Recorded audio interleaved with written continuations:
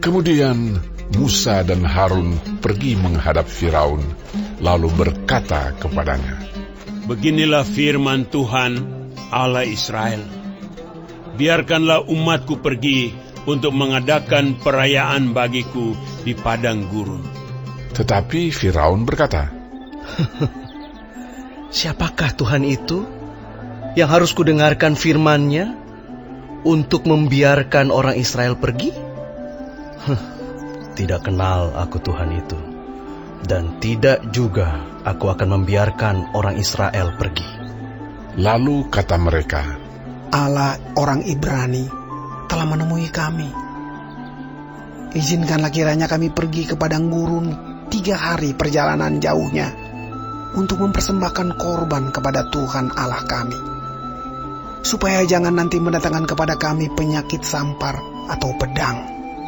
Tetapi Raja Mesir berkata kepada mereka, "Musa dan Harun, mengapakah kamu bawa-bawa bangsa ini melalaikan pekerjaannya?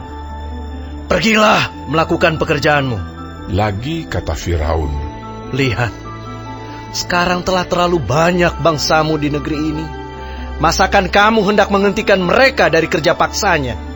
Pada hari itu juga Firaun memerintahkan kepada pengerah-pengerah bangsa itu dan kepada mandur-mandur mereka sendiri, "Tidak boleh lagi kamu memberikan jerami kepada bangsa itu untuk membuat batu bata seperti sampai sekarang. Biarlah mereka sendiri yang pergi mengumpulkan jerami. Tetapi jumlah batu bata yang harus dibuat mereka sampai sekarang, bebankanlah itu juga kepada mereka, dan jangan menguranginya, karena mereka pemalas.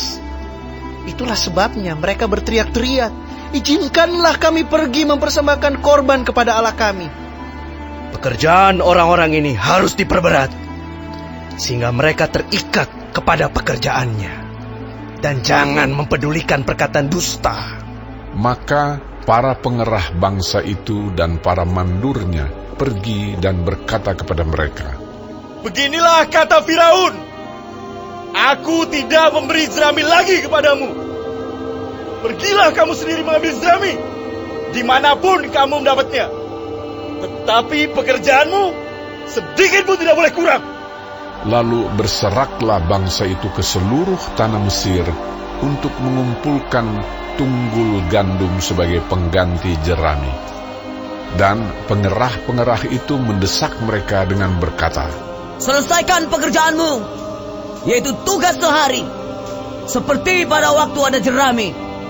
Lalu pengerah-pengerah Firaun memukul mandur-mandur Israel yang mereka angkat sambil bertanya, "Mengapakah kamu pada hari ini tidak menyelesaikan jumlah batu bata yang harus kamu buat seperti kemarin?"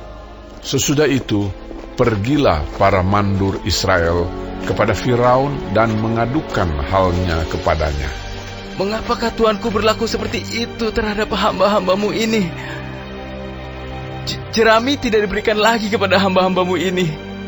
Tetapi walaupun begitu, kami diperintahkan buatlah batu bata. Dan dalam pada itu hamba-hambamu ini dipukuli. Pada rakyat Tuanku lah yang bersalah." Tetapi ia berkata, "Pemalas kamu, pemalas! Itulah sebabnya kamu berkata, 'Izinkanlah kami pergi mempersembahkan korban kepada Tuhan.' Jadi sekarang, pergilah, bekerja. Jerami tidak akan diberikan lagi kepadamu, tetapi jumlah batu bata yang sama harus kamu serahkan." Maka mengertilah para mandur Israel bahwa mereka ada dalam keadaan susah, karena dikatakan kepada mereka, "Kamu tidak boleh mengurangi jumlah batu bata pada tiap-tiap hari." Waktu mereka meninggalkan Firaun, berjumpalah mereka dengan Musa dan Harun yang sedang menantikan mereka.